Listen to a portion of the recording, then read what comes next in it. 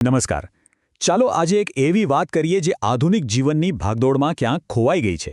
આપણે બધા સફળતા પાછળ દોડીએ છીએ, પરિણામોની ચિંતા કરીએ છીએ અને આ બધાની વચ્ચે એક પ્રાચીન જ્ઞાન છે જે આપણને સાચી શાંતિનો રસ્તો બતાવી શકે છે.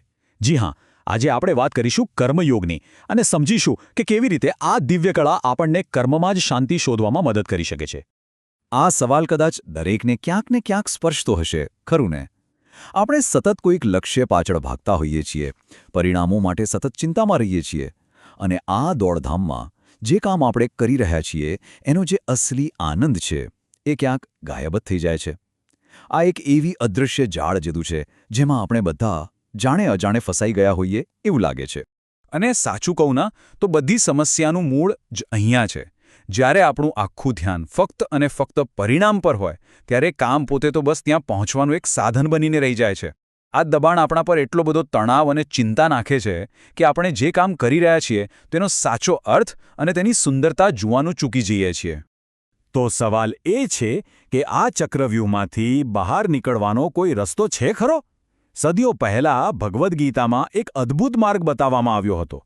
તો ચાલો આજે આ પ્રાચીન જ્ઞાનના દરવાજા ખોલીએ અને સમજીએ કે કર્મયોગ માત્ર એક ફિલોસોફી નથી પણ જીવન જીવવાની એક કળા છે. તો કર્મયોગ એટલે શું?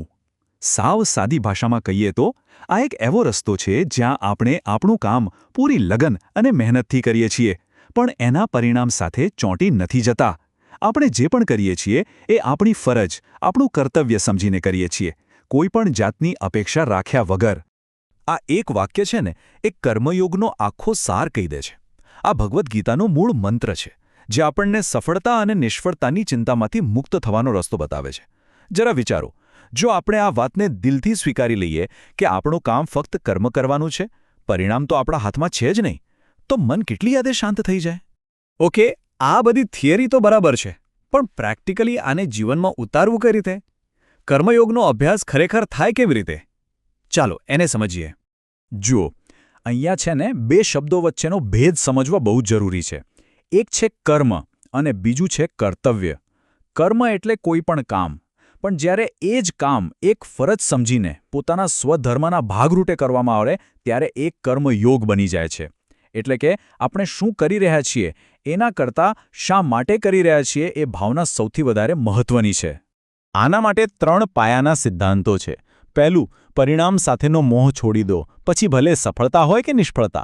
બીજું, તમારી જે પણ જવાબદારી છે, તમારું જે પણ કર્તવ્ય છે તેને તમારી શ્રેષ્ઠ ક્ષમતા મુજબ પૂરું કરો. અને ત્રીજું, તમારા એ કર્મને કોઈ ઉચ્ચ હેતુ માટે, સમાજના ભલા માટે અથવા ઈશ્વરને સમર્પિત કરી દો. આ બધાનો ગોલ શું છે? ધ્યેય શું છે? એ છે સમત્વ સુધી પહોંચવાનું. સમત્વ એટલે એવી માનસિક સ્થિતિ જ્યાં સફળતા અને નિષ્ફળતા, સુખ અને દુઃખ બધી પરિસ્થિતિમાં મન એકદમ શાંત અને સ્થિર રહે. પરિણામ ગમે તે આવે, મનનું સંતુલન ડગમગે નહીં. સારું, તો માની લો કે આપણે પરિણામની ચિંતા છોડી દીધી, તો બદલામાં મળશે શું? આ અભ્યાસના ફાયદા છે ને એ ખાલી સ્ટ્રેસ ઓછો કરવા પૂરતા નથી, એનાથી ઘણું વધારે છે. નિસ્વાર્થ કર્મ આપણને એવા પુરસ્કારો આપે છે જેની આપણે કલ્પના પણ નથી કરી શકતા. આના ફાયદા ઘણા બધા સ્તરે છે. સૌથી પહેલાં તો મનને જે શાંતિ મળે છે એ જબરદસ્ત છે.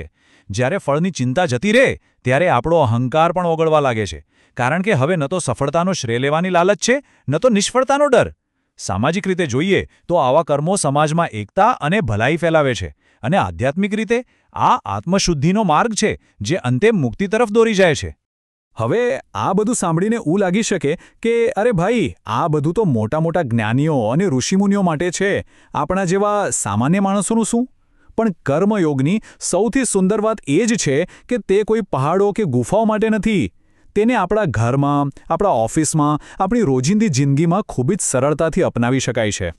જરા કલ્પના કરો, એક વિદ્યાર્થી જ્યારે રિઝલ્ટની ચિંતા કર્યા વગર ફક્ત શીખવાના આનંદ માટે ભણે છે તો એક કર્મયોગ છે. એક માતા જ્યારે કોઈ વખાણની અપેક્ષા વગર પોતાના પરિવાર માટે પ્રેમથી રસોઈ બનાવે છે તો એ પણ કર્મયોગ છે. ભલે તમારું ઓફિસનું કામ હોય કે ઘરની સાફ સફાઈ, જો એ સાચા કર્તવ્ય ભાવથી કરવામાં આવે તો દરેક સામાન્ય કામ પણ અસાધારણ બની જાય છે. તો ચાલો, જતા પહેલાં એક વિચાર સાથે તમને છોડી જાઉં.